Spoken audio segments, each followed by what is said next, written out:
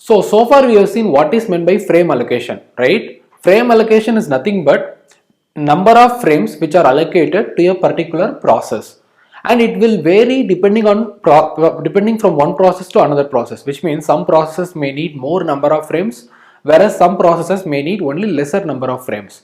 Now the question is, how are we going to decide how many frames should be allocated to a particular process before execution, right? See, we know that our RAM has been divided into frames, fine. Similarly, there will be number of processes and all the processes will be divided into pages.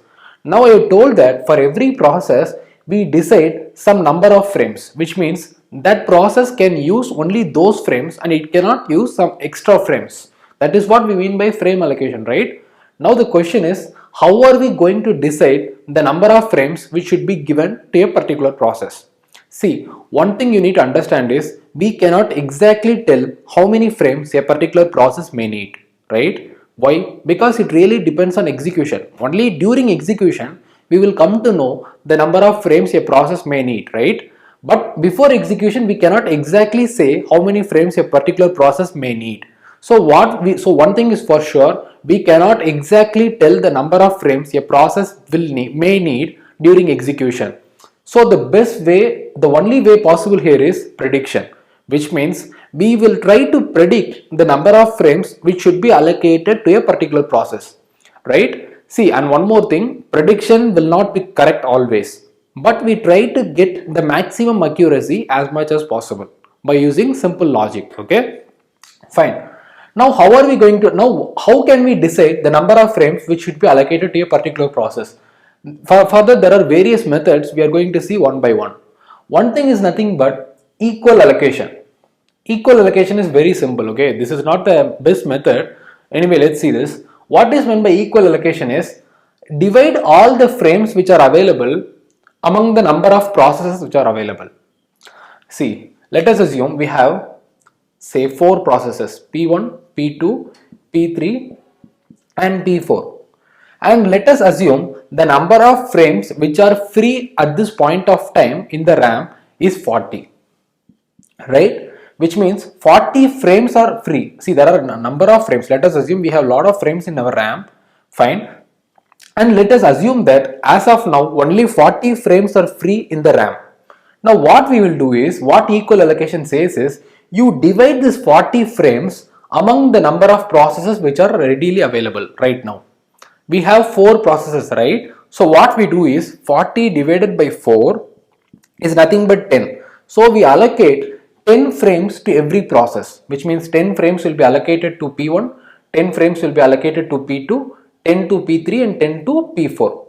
This is what we mean by equal allocation. What we have done here? Very simple. We are just dividing the available frames among all the processes in an equal manner, right? Fine. Now, is this the best method? And definitely no. This need not be the best method always.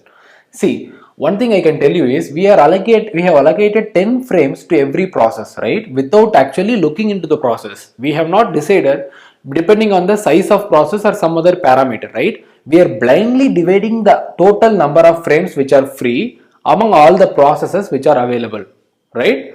Now what might happen is, see, we have allocated 10 frames to process P1, right? Let us assume this is our process P1, which means our process P1 has only 3 pages, right? See, our process will be divided into pages, right? Now let us assume our process P1 has only 3 pages. Now, but we have allocated 10 frames to process P1 without actually looking into the process, right? We have simply divided the total number of frames which are available among all the processes. So effectively, we are actually using only 3 frames at max, right? See, sometimes we might use lesser number of frames for process P1, right? But at max, we need only 3 frames because process P1 has only 3 pages. Now, in the worst case, what might happen is, we will load these 3 pages in 3 frames of RAM, but we will definitely not need more than 3 frames, right? Because process P1 has only 3 pages. So it is meaningless to allocate 10 frames to process P1, right? So that's what I'm trying to say. This method is not the best method because some processes may need more number of frames, whereas some processes may need lesser number of frames. and blindly allocating the total number of frames among processes is not the right method, because we are actually allocating the available frames among all the processes. We are not looking into the process size or some parameter, right? So this is not the best method.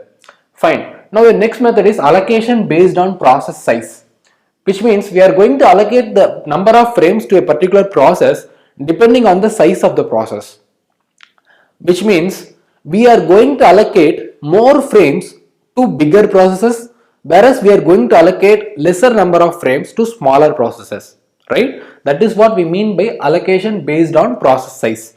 Now again, this method is not the best method. We will see that in the next video probably. Now let's see what is meant by allocation based on process size. See, let us assume we have four processes, say P1, P2, P3 and P4, right?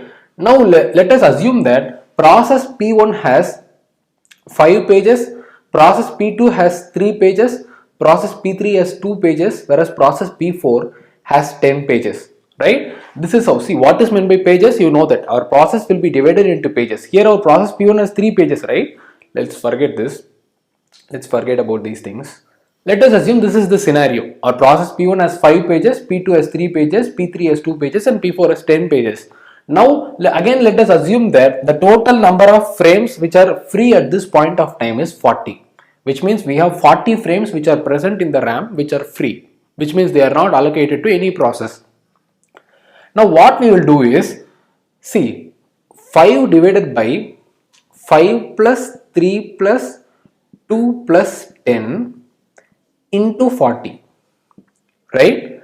This is the see, we will get some answer for this, right? 5 plus 3 is 8, 8 plus 2 is 10, 10 plus 10 is 20, 120 is 20, 2 20s are 40, so 5 into 2 is nothing but 10.